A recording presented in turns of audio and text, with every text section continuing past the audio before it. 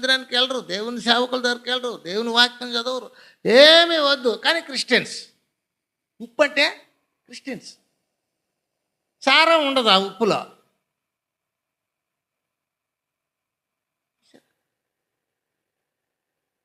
అది ఎవరికి పనిచేయదు. ఆ క్రిస్టియన్ ఎవరికి పనిచేయడు. ఒకరు ప్రార్థన చేసేది, ఒకరికి సువార్త చెప్పేది, ఒకరు దేవుని మందిరానికి నడిపించేది, 10 రూపాయలు కానుకిచ్చి 10 మందికి సువార్త చెప్పించేది, అవన్నీ ఏం ఉండదు. ఊరికే పోతుంటారు, సంఘానికి పోతుంటారు. సాంప్రదాయ సిద్ధమైన జీవితాలు. చూడండి, అంటే యజమానుడు ఏం చేస్తున్నాడంట, పెండ్లి విందులోకి వాళ్ళని పిలుస్తూ ఉన్నాడు.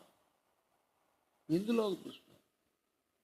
దేవుని రాజ్యములో భోజనము చేయు